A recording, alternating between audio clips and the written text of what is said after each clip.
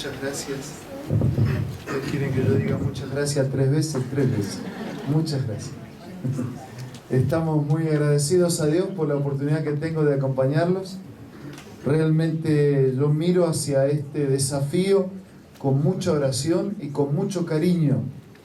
Nosotros estamos muy agradecidos a Dios por lo que el pastor Laercio está haciendo aquí, por lo que ustedes están haciendo aquí, por lo que Dios está haciendo aquí a través de cada uno de ustedes. Pastor Ignacio, muchísimas gracias por haber organizado esta semana maravillosa para mí, de poder acompañar a los hermanos, de reconocer a viejos amigos, mejor decir amigos, no viejos, porque a nadie le gusta ese rótulo. Reconocer a los hermanos que nos conocemos desde hace algún tiempo y también conocer caras nuevas, lo cual habla de un Dios amoroso que extiende su mensaje y que nos llega a todos. Así que muchas gracias, Pastor Ignacio, Pastor Laercio, por organizar estos días, por organizar esta actividad en este lugar, por soñar en grande, no solo para conquistar las alturas de este hotel, sino también para conquistar las alturas de esta ciudad, llegando a todas las personas sin ningún tipo de distinción, para que el mensaje de Dios llegue a todos. Quiero también transmitir un abrazo muy especial del pastor Ayrton Keller, que es el presidente y líder de la Iglesia para Sudamérica. Él, nosotros, todos miramos a nuestro querido Paraguay con cariño, con respeto, con admiración por el compromiso de los hermanos, por el compromiso de la Iglesia. También lo miramos con oración y con reconocimiento por la labor que ustedes desarrollan. Así que reciban su abrazo, sus oraciones, su palabra de ánimo y de seguir adelante marchando juntos hacia la eternidad. Realmente agradezco a Dios por el presente de estar con ustedes en esta mañana. Y también agradezco a Dios por los amigos que a través de la transmisión pueden estar recibiéndonos en este momento, cerca, lejos, que puedan recibir nuestro abrazo, pero sobre todo puedan recibir el abrazo del Señor, que la palabra de Dios pueda hablar nuevamente a nuestra vida y que juntos podamos ser reavivados por su palabra. Escuché algunos amén, así que supongo que alguno de ustedes mira o escucha reavivados por su palabra, y oramos para que Dios todos los días, porque esa es la intención, ¿no? Que Dios todos los días, a través de su palabra, en las primeras horas de cada día, nos encuentre unidos en el mensaje, nos encuentre unidos en la fe y también unidos en la esperanza. Ahora quiero invitarles a estudiar juntos de manera rápida y resumida 2 capítulos de la Biblia, capítulo 24 y capítulo 25 de San Mateo. Ustedes saben que los números y los capítulos no fueron inspirados, ¿no? O sea, Dios no dijo, escriban ahora el capítulo 24, versículo 1. Es una manera estructural de poder tener un fácil acceso a la Escritura. Así que el capítulo 24 y el capítulo 25 de San Mateo hacen una unidad. Solo que a veces nosotros nos quedamos con la primera parte, y los adventistas un poco que son especialistas en explicar San Mateo capítulo 24. Sobre todo la primera parte o la mayor parte del capítulo. Y a veces nos quedamos con la última parte y nos quedamos con todo el capítulo 25 afuera. Y la verdad es que se trata de una unidad que yo quería colocar delante de ustedes y delante de nosotros en esta mañana. Considero que esta unidad es pertinente para repasarla en estos días, sobre todo cuando el mundo vive lo que vive, ¿no? Tan cargado de problemas. Yo puedo recordar 3 o 4 noticias de ayer, y no hablo de hoy porque no leí el diario, pero si hablara de ayer hubo un terremoto en el norte de Chile, en Antofagasta. Ayer hubo un terrorista en Nigeria que se inmoló y mató a 20 personas que estaban alrededor, entre ellas mujeres y chicos totalmente inocentes.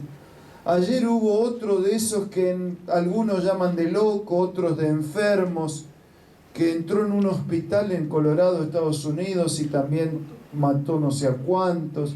Y estoy hablando noticias de ayer, porque la noticia que nos asombró hace una semana ya casi quedó relegada, porque aparece otra noticia que la supera.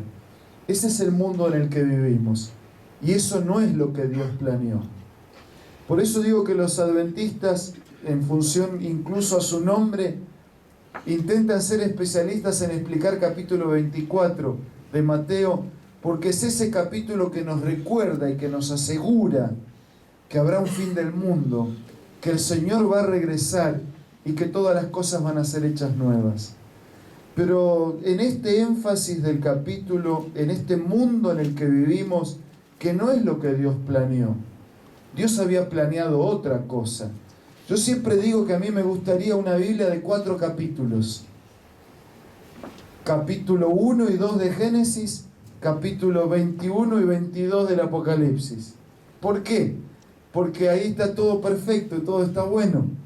La perfección del comienzo, que cuando Dios mira y evalúa dice, ustedes recuerdan Génesis 1:31, he aquí que todo era bueno, y bueno ¿cómo? En gran manera. La perfección de la creación, el plan inicial de Dios, el plan que todavía permanece en el corazón de Dios para sus hijos. Y Apocalipsis 21 y 22, la tierra nueva, la recreación, la restauración, la vida nueva que siempre Dios fue la que quiso para sus hijos. En el medio, Génesis 3, Apocalipsis 20, es nuestra historia. Es la lucha milenaria entre el bien y el mal. Es la confrontación de la criatura contra el Creador. Es la revelación, la independencia, la separación que nosotros hicimos en relación a Dios y que cosechamos este mundo que está tan arruinado que yo digo así y lo digo en nombre de la palabra de Dios. Si Dios no interviene, nosotros mismos terminaremos destruyendo el mundo y nuestra vida. Así que la intervención de Dios es también parte de nuestra subsistencia presente y definitiva. Un mundo echado a perder, una criatura echada a perder, un ser humano plagado en la violencia, en la desesperación, sin límites y en un grito clamoroso que sube al cielo, pidiendo a Dios su intervención definitiva, resolviendo para siempre nuestros problemas del pecado. Apocalipsis 24 tiene una pregunta, Mateo 24 tiene una pregunta muy importante al comienzo y tiene una pregunta más importante al final. La primera pregunta es la que hacen los discípulos, la criatura, el hombre. La segunda pregunta es la que hace Jesús. Por lo general nosotros nos centramos en la primera pregunta. El capítulo 24 hace un paralelismo entre la destrucción de Jerusalén y el fin del mundo. De la misma manera como tantas profecías de la Biblia encuentran una aplicación local, inicial, regional y después una aplicación extensiva hacia el final de los tiempos. Apocalipsis 24 nos habla de la destrucción de Jerusalén, pero también nos habla del fin del mundo. Y dice que cuando Jesús salió de ese templo, que era el orgullo de los judíos, que era el monumento por excelencia, que era la identidad que los identificaba, se acercaron sus discípulos, vieron los edificios del templo y para su sorpresa Jesús dijo, ustedes ven esto, de cierto les digo que no va a quedar aquí piedra sobre piedra que no sea derribada. Su orgullo, su identidad, su mejor edificio, su monumento, su centro de adoración a Dios, su lugar desde donde Dios había manifestado su poder para vencer. Ahora Jesús dice que iba a ser totalmente destruido.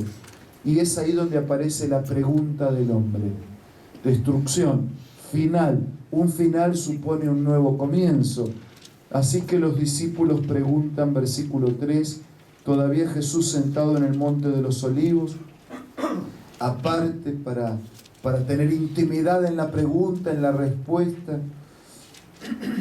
Dinos, ¿cuándo serán estas cosas y qué señal habrá de tu venida y del fin del siglo.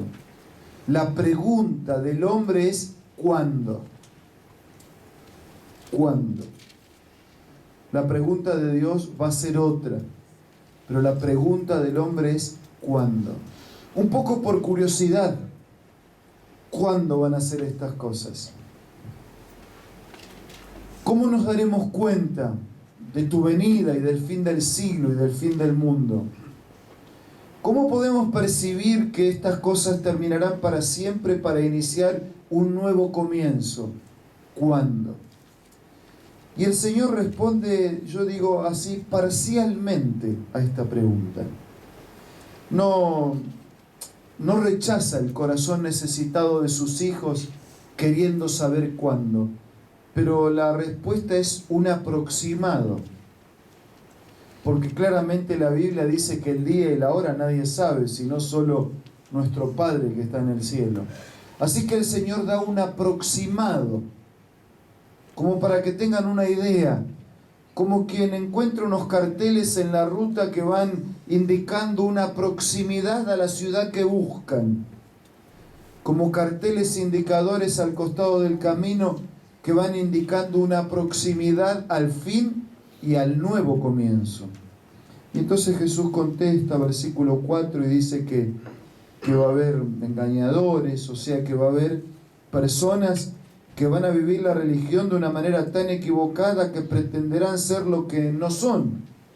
Y tengan cuidado de los que pretenden ser lo que no son. Y dicen y no hacen, y hacen lo que no dicen. Tengan cuidado porque la confusión religiosa va a llevar a esos falsos maestros, a esos falsos cristos. Versículo 6. Y además dice el Señor, ustedes van a oír de guerras y rumores de guerras. Mirad que no os turbéis porque es necesario que todo esto acontezca, pero todavía no es el fin. Y se levantará nación contra nación y reino contra reino, y habrá pestes, hambres y terremotos en diferentes lugares, pero esto es solo principio de dolores. Y si usted mira la historia del hombre es la historia de sus guerras. El hombre siempre ha estado luchando, peleando, consigo mismo primero porque no se entiende, con la familia que suele ser quebrantada, con vecinos, con países. La historia del hombre es la historia de sus guerras. Pero no hagamos así historia de todas las guerras. Solo déjenme empezar en las últimas semanas. Solo las últimas semanas. Unos decapitan, los otros derriban un avión.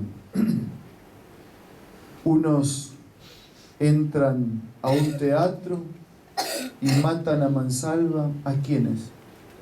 A quienes nada tenían que ver con el propósito de su matanza.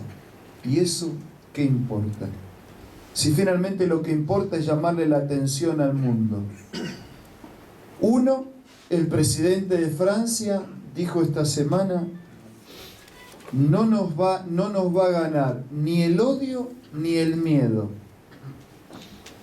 Y los del Estado Islámico ya contestaron, no vamos a parar hasta que nuestra bandera flamee incluso en el Vaticano.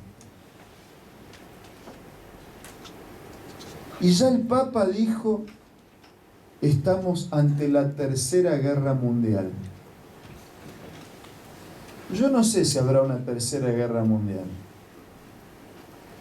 Lo que sí sé, que los días que tenemos por delante, tal como dice la Biblia, no van a ser fáciles. La Biblia dice, y esto es principio de dolores.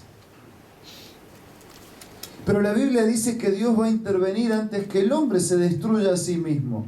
Antes que ya no haya ciudades donde no haya aire puro para respirar, donde no haya agua limpia para limpiar, donde no haya manera de vivir de una forma civilizada, donde cualquiera es tu enemigo y cualquiera es blanco de los ataques de la locura, producto del pecado, incluso en nombre de cuestiones religiosas, lo cual lo hace más difícil de entender. ¿Cómo es que en nombre de una fe, en nombre de una religión, en defensa de un principio, terminamos matando vidas inocentes, mujeres, niños, hombres, que nada tienen que ver con el asunto? Yo no sé si habrá una tercera guerra mundial, pero sí sé que Dios va a intervenir antes que nosotros nos destruyamos. Dicen que ya hay 65 países que están juntándose para ese ataque contra el Estado Islámico. Lo que sí sé por la Biblia es que la última palabra en este mundo no la va a tener el terrorismo. La última palabra no la va a tener Estados Unidos. La última palabra no la van a tener todos estos países juntos, coaligados. La última palabra no la va a tener el Vaticano. La última palabra la va a tener aquel que por algo dijo que volvería otra vez. Y por eso, cuando escribe a través de Juan, con la ternura que solo Dios puede tener, dice: no se turbe el corazón de ustedes, no tengan miedo, yo voy a volver otra vez. Así que Jesús dio un aproximado diciendo: estas cosas van a suceder y todavía es principio de dolores. Y el versículo 9 dice: y habrá tribulación. Y el versículo 11 dice: falsos profetas. Y el versículo 12 dice: por haberse multiplicado la maldad, el amor de muchos se enfriará. Y el versículo 13 dice: pero el que persevere, ¿hasta cuándo? Hasta el fin. ¿Qué pasa con ese? Ese será salvo. Y el versículo 14 dice: y será predicado este evangelio del reino, ¿dónde? En todo el mundo. ¿Para qué? Para testimonio ¿a qué? A todas las naciones. Y entonces vendrá el fin. Así que lo que falta para que venga el fin no es que haya más guerras. Una guerra sorprenderá a la otra y un ataque sorprenderá al anterior. Y cada vez será más difícil y más complejo y cada vez todo será más inseguro. Pero lo que falta para que el Señor venga es que el Evangelio sea predicado en todo el mundo. El Evangelio predicado en todo el mundo para que Jesús regrese a nuestras tierras. Y ustedes y yo estamos cumpliendo esta parte del versículo 14 en esta mañana. Porque aún en lo más difícil de Asunción, el Evangelio está siendo predicado. Amén. Ustedes saben que Sudamérica recibió en lo pasado misioneros, hombres y mujeres que dejaron sus tierras y vinieron a nuestras tierras para traer un libro, para traer un folleto, para traer un mensaje de fe y de esperanza. Pero así como lo recibimos, nosotros estamos en condiciones de transmitir. Y la familia del pastor Ignacio ha estado dentro de los pioneros de la iglesia en Sudamérica. Porque gracias a Dios que el Señor usó pioneros para venir, y gracias a Dios que el Señor encontró las primeras personas receptivas para recibir el mensaje y para retransmitir al mundo. Así que nosotros en la división sudamericana comenzamos a soñar. Si un día los misioneros vinieron para nuestra tierra, es hora que nosotros mandemos misioneros para otras tierras. Comenzamos a soñar. ¿Y cuántos? Y bueno, sería lindo mandar 10 misioneros. Bueno, lo ideal sería 12, como los discípulos. Así que comenzamos a buscar recursos y el pastor Ayrton lideró este proyecto en la búsqueda de recursos, en la búsqueda, y nosotros acompañamos y apoyamos ese proyecto ahora buscando los recursos humanos. ¿Quién quiere ir, por ejemplo, al Líbano? ¿Quién quiere ir al Medio Oriente? ¿Quién querrá ir a esos lugares? Irak, Irán, ¿quién? Así que escribimos una carta como para no decir, bueno, usted tiene que ir. Pasamos mail a todos los pastores. Y saben, las primeras respuestas así fueron de 130 pastores que querían ir a esos lugares complicadísimos, donde no hay a veces un solo adventista, donde no pueden entrar como pastores, sino que tienen que entrar como estudiantes o como lo que sea, para transmitir el mensaje del Evangelio. Y nosotros nos sorprendimos porque cuando juntamos las promesas de los recursos, ¿saben para cuánto nos dio? Para 25 pastores trabajando 5 años en ese mundo complicado. 25 pastores trabajando 5 años para establecer la bandera del Evangelio en esos lugares. Y después de los 130 hubo que hacer una selección y quedaron 50 y después quedaron 25. Y ya están 25 familias de pastores trabajando en lugares difíciles, 16, 17 en Medio Oriente, 4 en China, 1 en Kirguistán, 1 en las Malvinas o en las Islas Falkland, donde se está tratando de establecer la bandera del Evangelio, 25 misioneros llevando el mensaje hasta lo último de la tierra.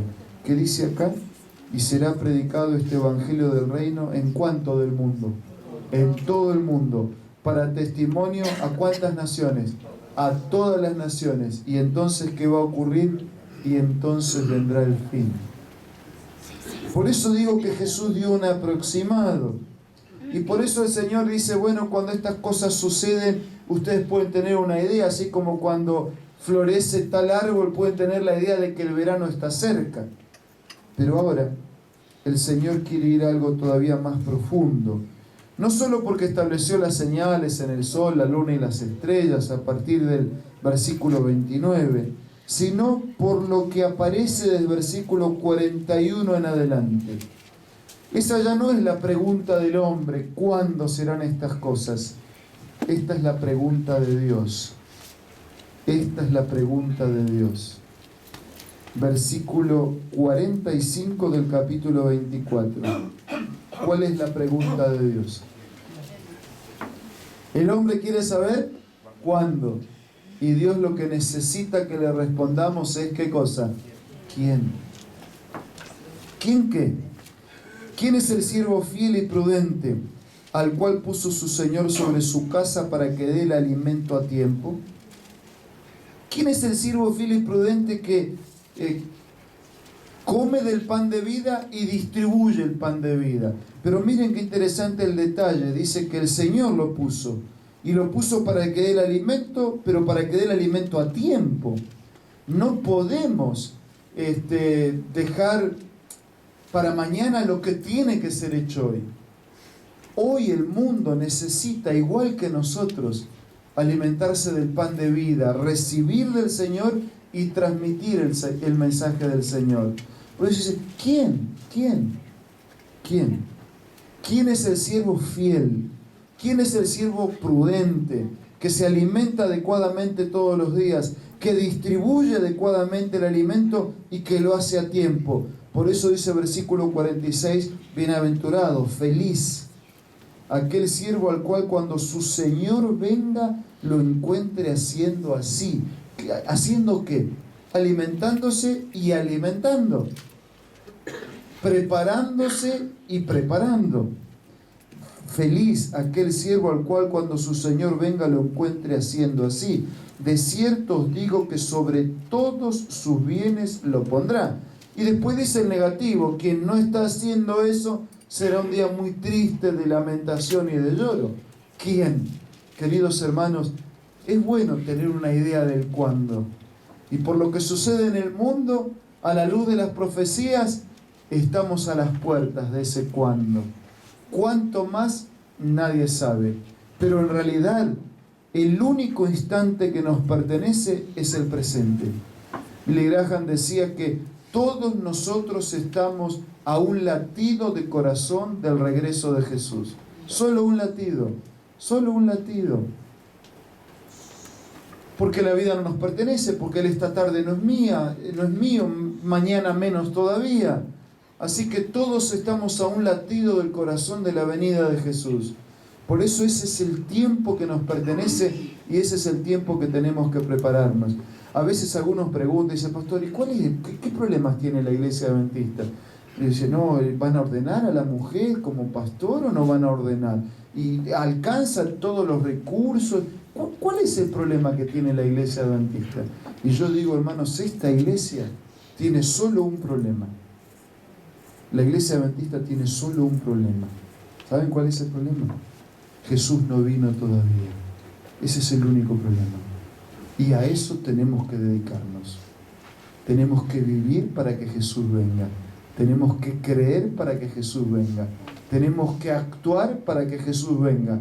Tenemos que clamar, depender de Él, hacer su voluntad para que Él venga, para que regrese, para que haga su obra, para que su obra sea hecha en mí y a través de nosotros su obra pueda ser hecha en otros.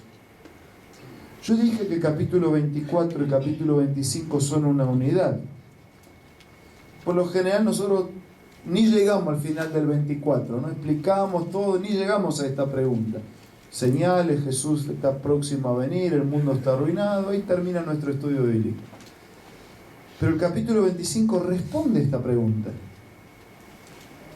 Y como Jesús siempre ilustraba sus enseñanzas, hay 3 historias, 3 incidentes, 3 escenas para contestar esta pregunta. Primera ilustración que responde a esta pregunta: ¿quién es el siervo fiel y prudente? Las parábolas de las 10 vírgenes.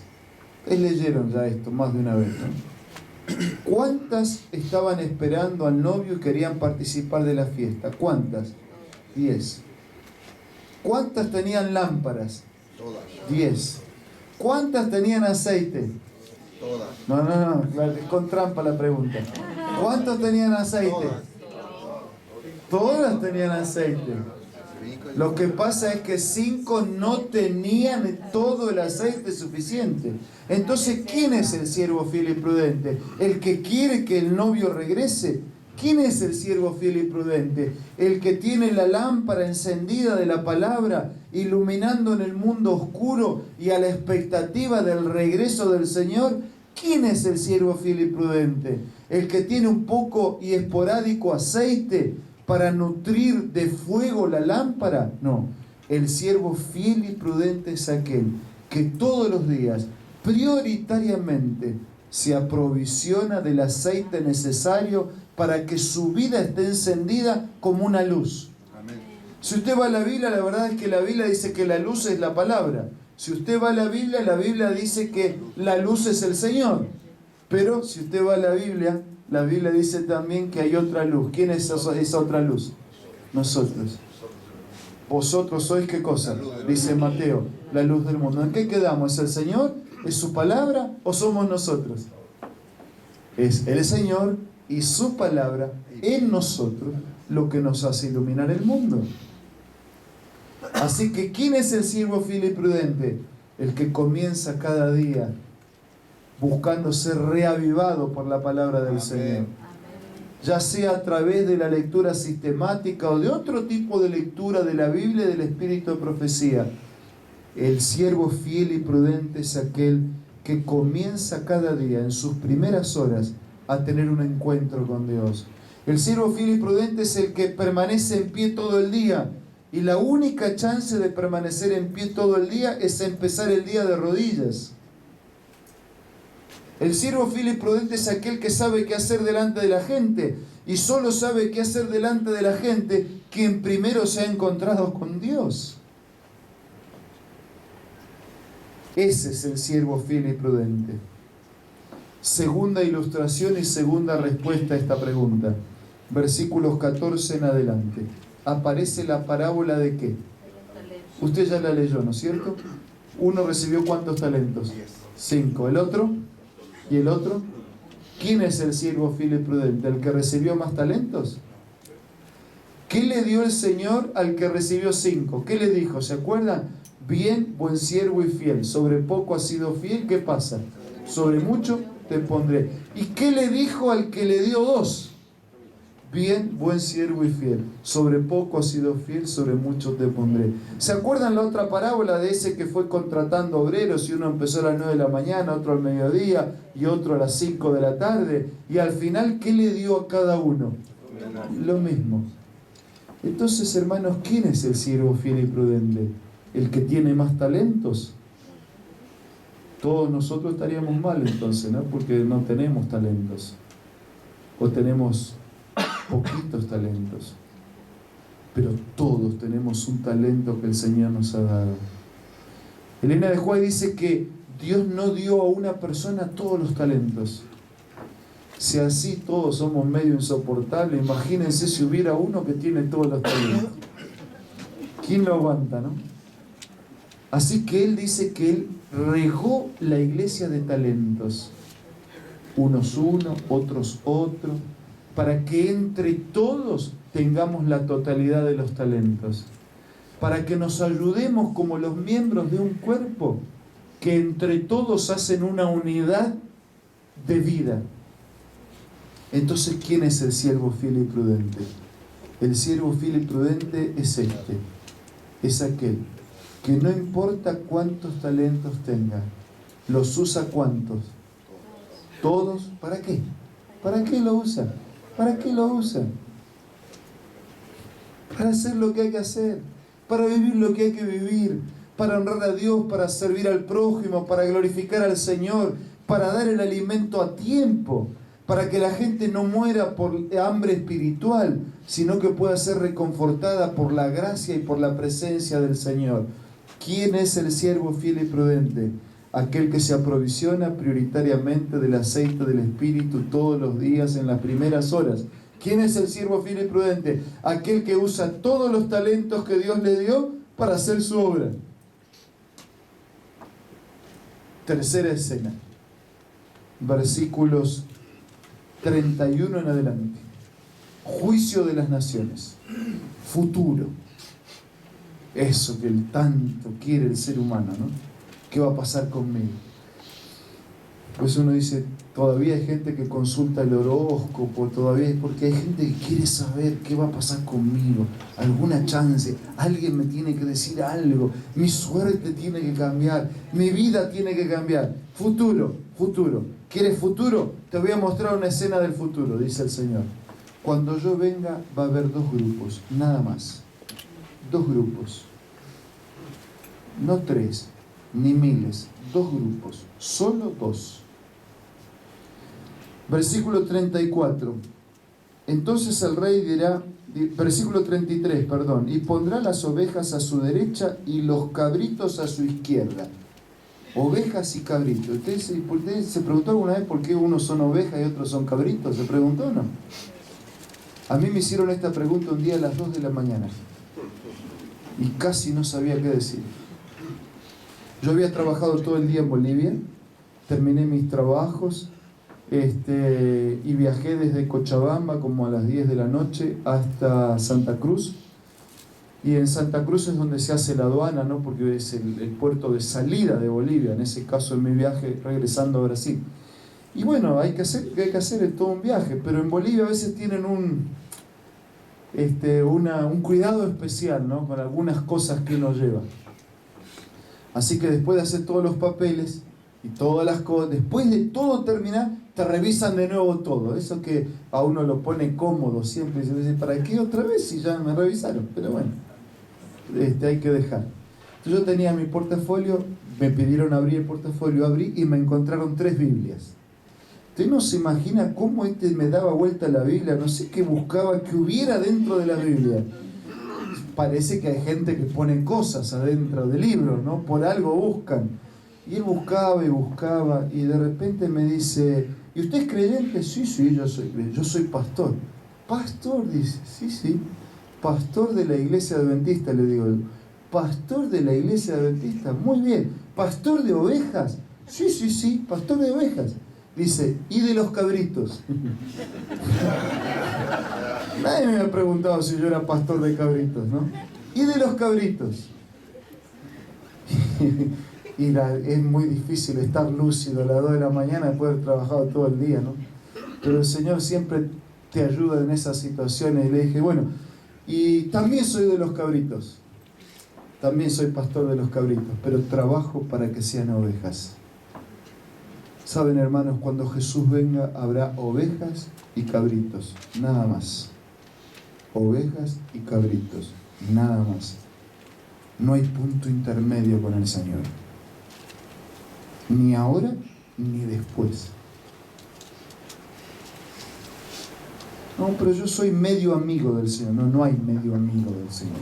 Hay medio amigo. Te digo medio amigo. Medio amigo, ¿no? Yo acepto medianamente su mensaje? No, no hay. ¿Hay o no hay? ¿Estoy o no estoy? Dice el versículo 34, entonces el rey dirá a los de la derecha, venid benditos de mi Padre, heredad del reino preparado para vosotros desde la fundación del mundo. O sea que Dios tenía un reino para mí desde antes que yo naciera. Amén. Escaso, limitado, indigno, pecador, frágil, nadie para el mundo. Dios tenía un reino para mí desde antes que yo naciera. Y Él le va a decir, venid, benditos de mi Padre, heredad del reino preparado para vosotros desde antes de la fundación del mundo. Y ahora va a explicar, dice, porque cuando tuve hambre ustedes me dieron de comer. Y cuando estuve desnudo me vistieron. Y cuando estuve enfermo me visitaron. Y en la cárcel, y Él va enumerando, ¿no? Y yo trato de imaginarme la escena y los ojos se van agrandando de la gente así, cada vez más grande. Porque cuando termina Jesús de hablar, dice, tratan de recordar, y dicen, ¿cuándo yo le di de comer a Jesús? ¿Y cuándo lo visité? ¿Y cuándo le di una ropa? Y eso es lo que dicen cuando Jesús termina de hablar. Cuando Jesús termina de hablar, dice que los justos, 37, los de la derecha, ¿quiénes son? Las ovejas. ¿Y las ovejas quiénes son? Los justos. Los justos le responderán diciendo, Señor, ¿cuándo te vimos hambriento, o sediento, desnudo? ¿Y qué va a contestar Jesús? Cuando ustedes hicieron eso por alguien, ¿para quién lo hicieron? Para mí. Después viene el otro grupo, el de la izquierda, el de los cabritos, esos que van para la destrucción. Y el Señor le va a decir, ¿saben por qué ustedes van a ser destruidos? Porque cuando yo estuve así, y ellos también van a abrir los ojos, tratando de recordar, yo nunca le cerré la puerta a Jesús, yo nunca dejé de darle un pedazo, Jesús nunca me pidió pan.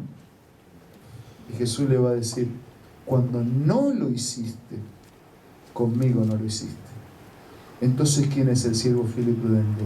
Es aquel que ve en toda persona un candidato para el cielo y para la eternidad. Amén. Ese es.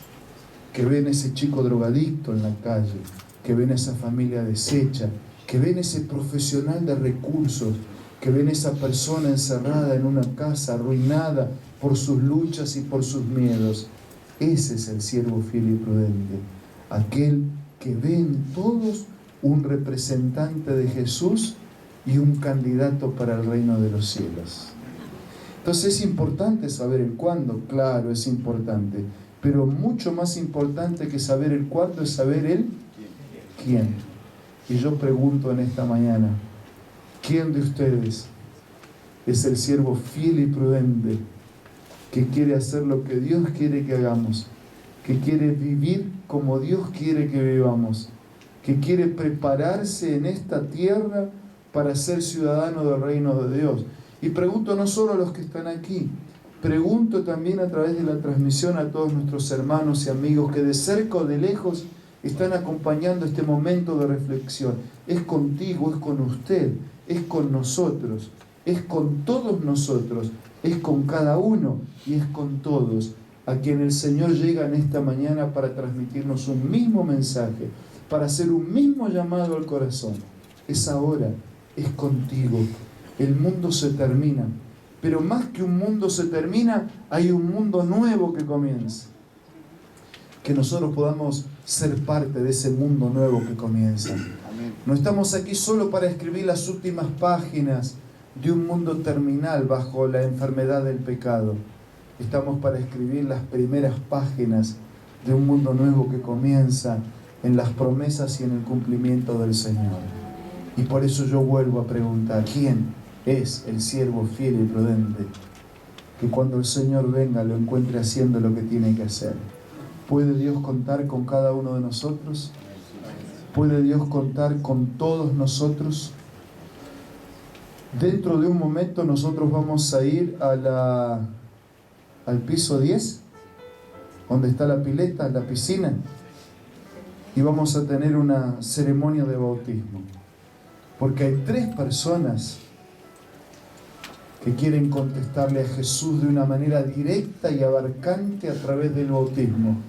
Señor, yo quiero ser ese siervo fiel y prudente que se refugia en tus promesas, que lava su vida en tu sangre que acepta tu perdón y que se compromete a vivir una vida nueva. Y nosotros agradecemos a Dios, nos alegramos y agradecemos a Dios por este llamado maravilloso que Dios da no solo a estas 3 personas, sino a todos nosotros que estamos aquí, hermanos, amigos, los que ya tomaron esta decisión, los que no la tomaron, los que reconfirman su fe y su esperanza, los que comienzan a creer, los que están aquí o los que están lejos. Para todos, el Señor hace la misma pregunta y espera la misma respuesta. ¿Quién es el siervo fiel y prudente? Al que yo quiero decirle muy pronto: sobre poco has sido fiel, sobre mucho te pondré, entra en el gozo de tu Señor. Y yo quiero invitar a Pamela Raquel Zarza, a Ligia Vania Enrique, viuda de Zarza, y a Luis Chamorro para que vengan aquí, por favor. De aquí a un ratito nos vamos a ir para ser parte de este bautismo. De aquí a un instante el pastor Laercio nos va a dar mejores explicaciones, pero yo quiero orar. Luis, ¿no? Luis, Dios te bendiga. Vengan por aquí, yo quiero orar. ¿Cómo estás? Pamela, sí. Raquel, sí. Ligia. Y yo dije Ligia, ¿no? ¿Ya me perdonó? Ya me perdonó. Tá bom, eu vou falar portugués entonces. Yo quiero felicitarlas y felicitarte. Yo quiero decirle que hoy el corazón de ustedes late más rápido, bate forte, ¿no? Demais. Estou muito frio. Frio? Você eu não sei se é por el aire ou não sei mais. Hace unos días que eu estou assim, tremendo. Você vai deixar de tremer de aqui a pouco, né? Deus abençoe muito você. Nós estamos aquí felices.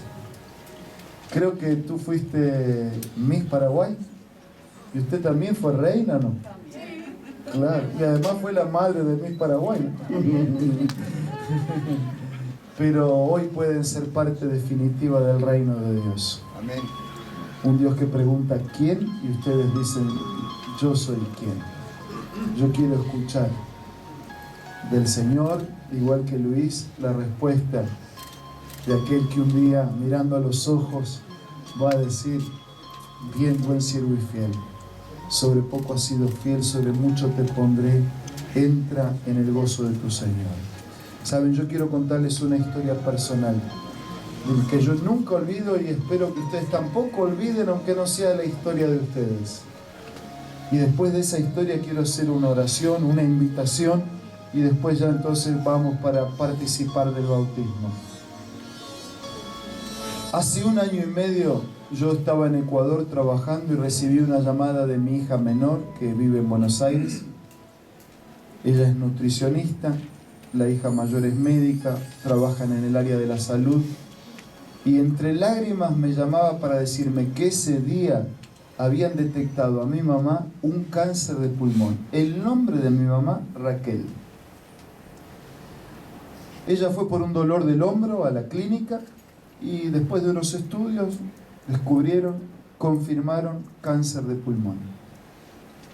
Así que nosotros tratamos desde cerca y desde lejos, visitando, acompañando, todo el proceso médico, que después de todos los estudios concluyeron que mi mamá no iba a resistir una operación de pulmón y que entonces lo mejor era no operar y solo hacer aplicaciones de quimioterapia para detenerlo, si se podía detener, cuidando por el otro lado la calidad de vida.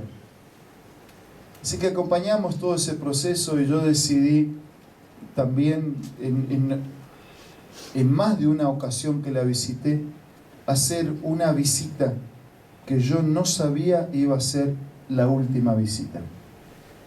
Estaba en Uruguay y cuando terminé mi trabajo con la iglesia me crucé para Buenos Aires para acompañar, para visitar a mi mamá. Esa semana, miércoles, le iban a hacer la primera aplicación de quimioterapia. Nosotros ya habíamos hablado varias veces. Así que hablamos ese fin de semana de nuevo. Ella sabía bien lo que tenía. Y ella me dijo, citando Isaías 40, Dios me sacó del pozo varias veces y puede sacarme una vez más si quiere. Pero si no quiere, está todo bien. Mi fe y mi confianza en el Señor está íntegra. Yo lo único que le pido a Dios es no sufrir. Lo único que le pido. Y ustedes saben, ¿no?, que a veces esas aplicaciones de quimio producen más dolor y dificultad que bendiciones. Lo único que le pido es no sufrir. Acompañamos, estuvimos, pasé el fin de semana, domingo de mañana desayunamos, ella, mi hermano y yo, los tres. Solo somos 2 hermanos. Cuando terminó todo nuestro desayuno, nuestra conversación, nuestra lectura de la Biblia, nuestra oración, yo le di un abrazo a mi mamá para ya salir e irme hacia el aeropuerto. Y después del abrazo mi mamá me dijo así: hijo, no te demores en volver. Una manera de decir, ¿no? Cuando puedas, acá estoy, una visita. Hijo, no te demores en volver. Mi hermano me llevó al aeropuerto, yo viajé a Brasilia, donde está la sede de la iglesia para Sudamérica, donde realizamos nuestro trabajo cuando estamos allí. El lunes temprano fui a la oficina, como todos los días que estoy. Y el lunes al mediodía, el lunes a la 1 de la tarde, sonó mi celular. Raro, ¿no? Porque uno con los hijos siempre habla a través de otras maneras más baratas, ¿no? Que Skype o que FaceTime o lo que sea, ¿no? Raro, ¿no? O siempre hay un mensaje primero por WhatsApp. Un llamado directo al celular. Y era mi hija que entre lágrimas me decía que mi mamá acababa de fallecer. Así que armamos viaje con mi esposa y fuimos desde Brasilia a Buenos Aires. Yo había estado el domingo, el lunes de tarde estaba viajando de nuevo para allá. Y llegué pasada la medianoche, 1, 2 de la mañana del martes. Y enseguida fuimos al cementerio, fuimos a la sala velatoria. Cuando entré estaba mi mamá con sus ojos cerrados, que el día anterior me había dicho: hijo, no te demores en volver. Y yo volví al otro día, no me demoré.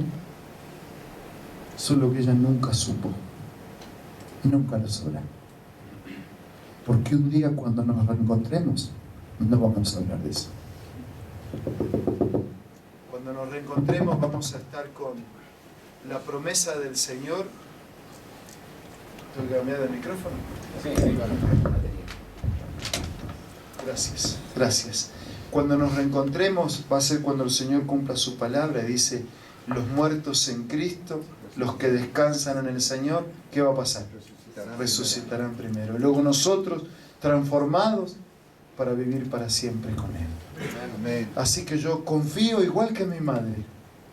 Después revisé su Biblia y estaba marcada su fe y su confianza en la bendita esperanza.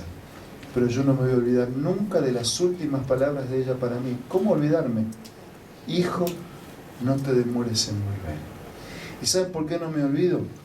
No solo porque me las dijo ella, sino porque son las mismas palabras que yo le digo a Jesús.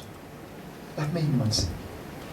Yo muchas veces miro hacia el cielo y digo: algún día de ese lugar va a aparecer una nube chiquita que se va a agrandar a medida que se acerca y Jesús va a venir a buscarnos. Muchas veces miro hacia el cielo imaginándome esa escena. Y yo le digo al Señor: Hijo de Dios, no te demores en volver. Mucho sufrimiento en el mundo, ¿o no? Mucha injusticia, mucho dolor, muchas espinas hasta en las flores más lindas, muchas nubes hasta en los cielos más azules, muchas noches.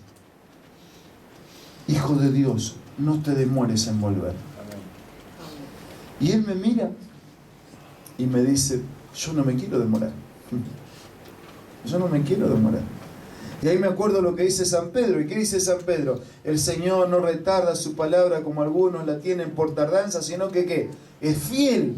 No quiere que ninguno se pierda, sino que todos procedan al arrepentimiento. Así que la razón por la que el Señor se demora era para que Miss Paraguay y la reina sean parte definitivo del reino de Dios. Amén.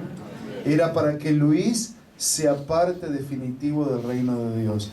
Y es para que todos ustedes, todos nosotros y muchos otros también sean parte definitiva del reino de Dios. Amén. Por eso queremos orar por ellos. Pero pregunto, ¿hay algún amigo aquí, alguna visita que todavía no está bautizado? Yo no los conozco a todos. ¿Hay alguien aquí que no está bautizado y que le gustaría decirle a Dios que en algún futuro Él quiere prepararse para ser parte definitiva también de la familia de Dios en la tierra y de la familia de Dios por la eternidad? ¿Hay aquí alguien que todavía no está bautizado? ¿Puedo ver las manos y que le gustaría ser parte de esta oración especial? ¿Hay o no hay? ¿No hay? ¿O sí hay? Yo no sé si hay. Si hay, no está levantando la mano. Pero si hay alguien que todavía no está bautizado, pero le gustaría hoy recibir un abrazo especial de parte de Dios, yo quería invitarlo de corazón para que usted le ofrezca a Dios su vida, ya que Él tiene mucho para ofrecerle. Si hay alguien que nos acompaña a través de la transmisión, donde esté, que también pueda ofrecerle a Dios la vida, confiando en Él, dependiendo de Él y haciendo su voluntad. Que podamos responder a esa pregunta: ¿quién es el siervo fiel y prudente? Yo quiero orar por todos nosotros. Quiero pedirle a la iglesia que quisiera reconsagrar su vida a Dios en esta mañana, que se pongan de pie por un instante en silencio para decirle a Dios que nosotros queremos ser parte de su reino. Y si hay alguien que necesita venir aquí adelante, no para bautizarse hoy, pero necesita venir aquí adelante porque necesita un abrazo especial y definitivo de parte de Dios, porque quiere volver definitivamente a Dios, porque quiere encontrarse con Él. Mientras hacemos la oración, usted puede acercarse para sentir la presencia definitiva del Señor en su vida. Qué bueno que viniste. Dios te bendiga mucho. Puedes venir aquí, yo quiero aquí, exactamente. Si hay alguien más que necesita venir, puede hacerlo. Nosotros vamos a orar por Pamela, por Ligia y por Luis. ¿Cómo es tu nombre? Alicia. Y por Alicia. Y si alguien más necesita venir, puede hacerlo también. Vamos a orar. Señor, estamos todos juntos aquí para colocar nuestra vida en tus manos. Para pedirte por favor que no te demores en volver. Para darte gracias por este tiempo de oportunidades que nos das. Y para pedirte que nos bendigas. Que recibas la reconsagración de nuestra vida, afirmando nuestra fe, nuestra confianza y nuestro compromiso contigo, con tu esperanza, con tu palabra y con tu reino. Bendice a todos nuestros queridos hermanos en esta desafiante misión que tienen de prepararse y preparar a muchos para tu reino. Multiplica bendiciones en sus vidas, en sus familias y en su misión. Pero de manera especial te pido que seas con Pamela, con Ligia y con Luis, para que hoy puedan recibirse de hijos tuyos definitivamente, para que hoy puedan recibir no esa corona que podemos recibir por alguna cosa en esta tierra, sino que puedan sentirse seguros en la corona de la vida que has de concedernos muy pronto cuando regreses definitivamente. También dejo en tus manos a Alicia con un deseo, una decisión especial. Abrázala fuertemente y que se mantenga así abrazada y unida contigo para siempre. Continúa con nosotros en lo que aún falta de la programación. Oramos agradecidos en el nombre de Jesús. Amén.